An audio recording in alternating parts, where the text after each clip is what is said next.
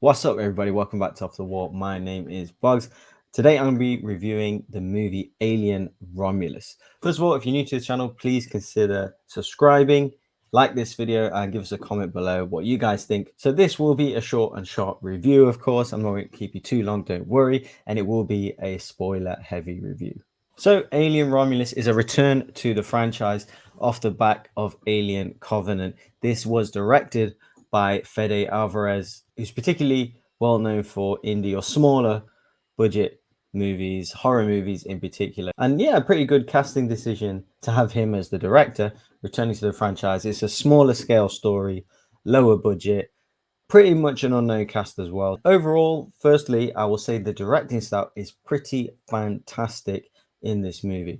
The production, overall production, from the cinematography to the set design to the practical use of practical effects and use of visual effects for the most part.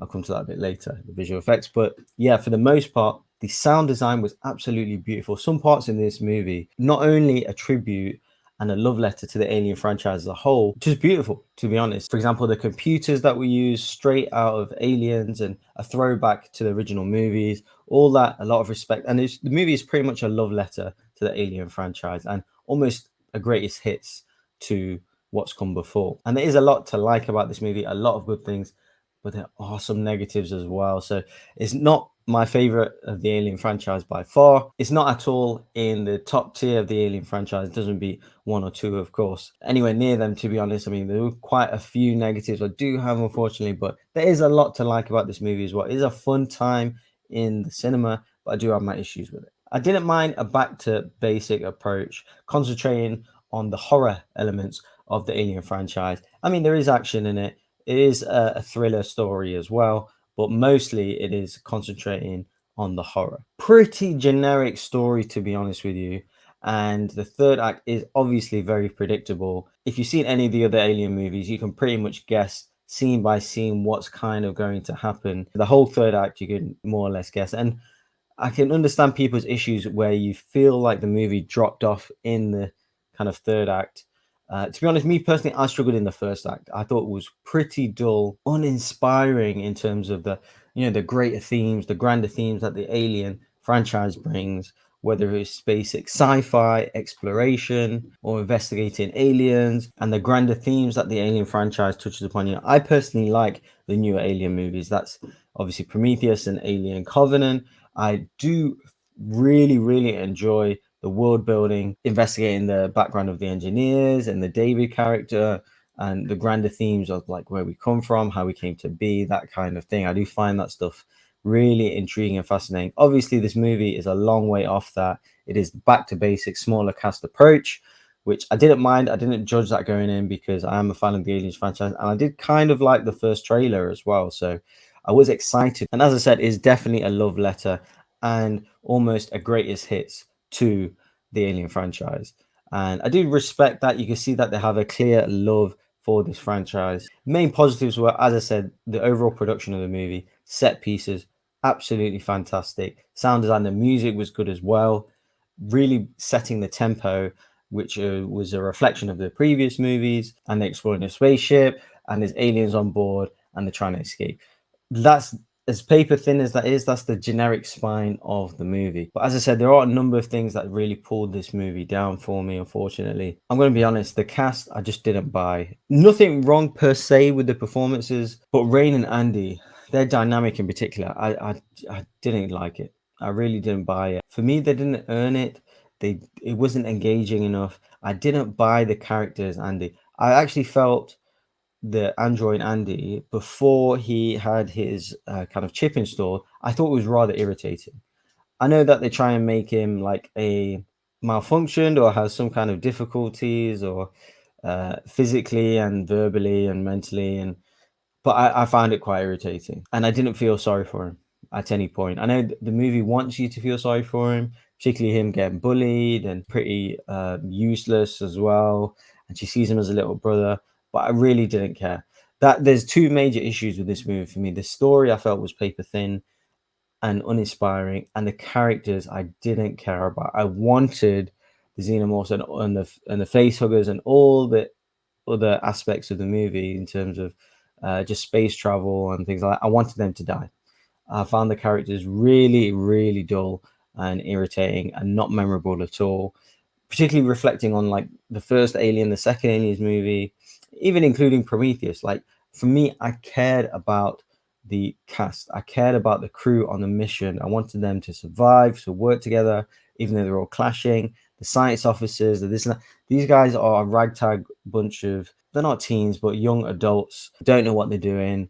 And they board a ship to try and steal is it the sleeping pods, the cryo chambers, to obviously sleep so they can do interstellar travel to go to another planet. Again, not the deepest plot, not the most sophisticated, not the most intellectual thing like we've seen in several other Alien movies. This is far from that. I know just the tributes that they're trying to do from the movies, but the "get away from you, bitch" line was, the audience that I was in laughed, but they laughed through awkwardness. I think like they didn't know kind of how to handle it. I mean, it was just super cringe. It felt like a producer or producers telling them, "Oh, we've got to have things from the previous Alien movie, so let's throw that line in somewhere." And he was stuttering, saying it. I just didn't get it. I just didn't like it. Just not an Android thing to say or do or behave like. So, yeah, I didn't like or appreciate that line. Also, with the cast as well, they were quite British heavy. And I knew that obviously in other movies they are obviously Brits on the space missions, but these guys have quite distinct urban London accents.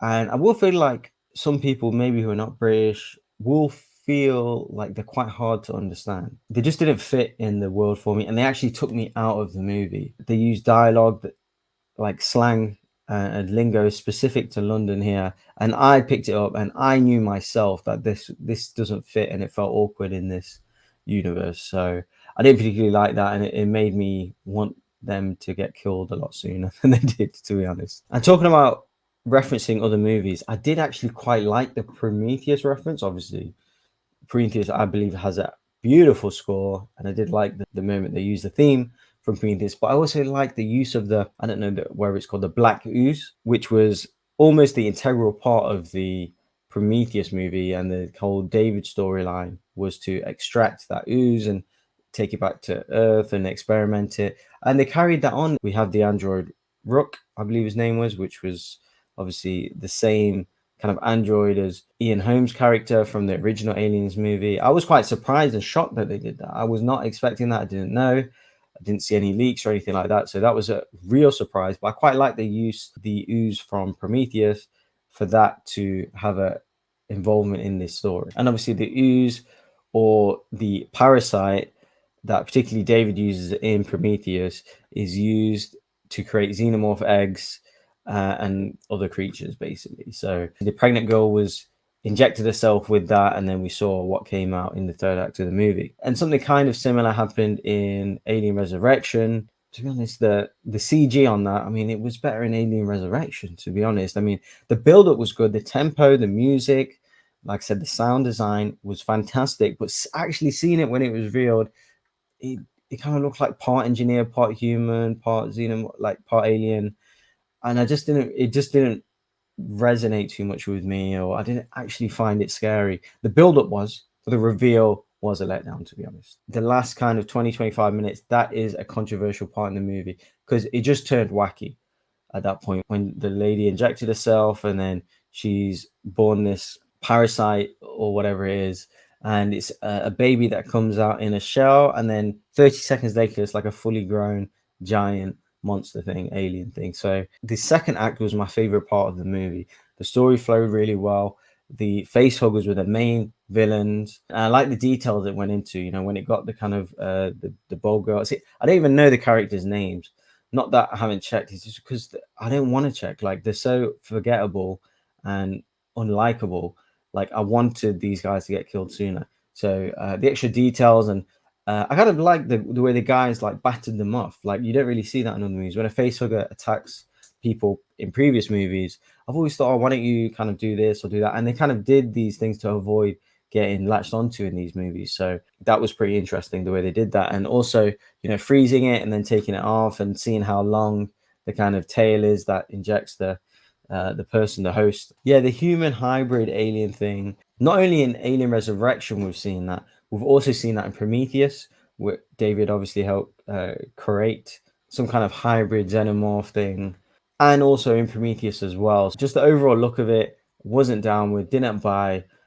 It didn't take me out of the movie because it was because, like I said, the production was pretty good around the movie and the direction, but just visually and the reveal was a letdown. And it's definitely an immersive experience in the cinema. It is really fun. As I said, the sound in particular was fantastic. The look, the CG in space was really good. And I was getting alien vibes. I did feel like I was in the universe. It felt like Event Horizon as well, if you've seen that as a sci-fi movie. I think it can fit in with a lot of the great sci-fi movies we had in the last 20 or 30 years. In particular, the interstellar stuff, visuals of the kind of spaceships or the aircraft, the planets, the rings and all that was absolutely beautiful. And I did really appreciate all that as a sci-fi fan. And the face huggers were the main big bads of the movie. We didn't get too much of the xenomorphs. Obviously, we got the kind of tunnel things that we saw in particularly Aliens, where they build their own kind of site on a ship. And we saw that. We saw what happened with all the blood acid and all that. All the stuff, I understand people may have issues with that, but I definitely had fun with them moments.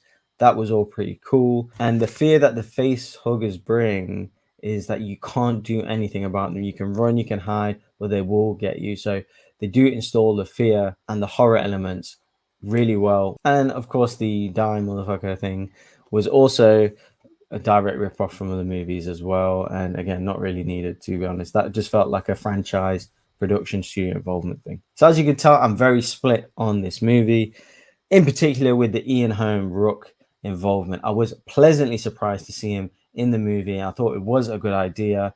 Obviously, he has died in real life, so they have used a CG deepfake creation to have his involvement.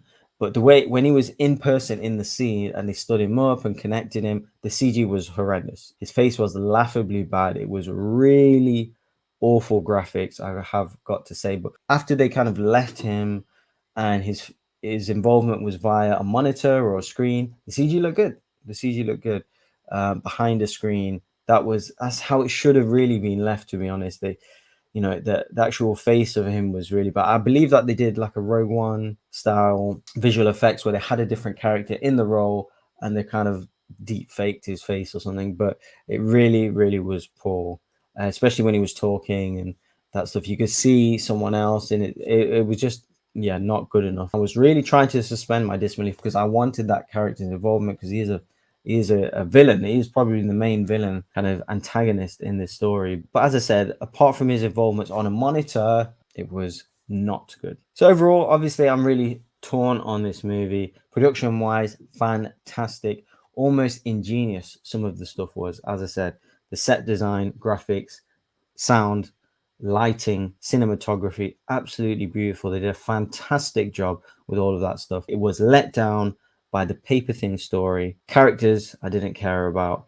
and some of the CG in particular. Overall, it's a pretty fun time. I'd give it a 5 out of 10, maybe a 6. It doesn't do a major dent for me in the Alien franchise or the legacy or anything like that.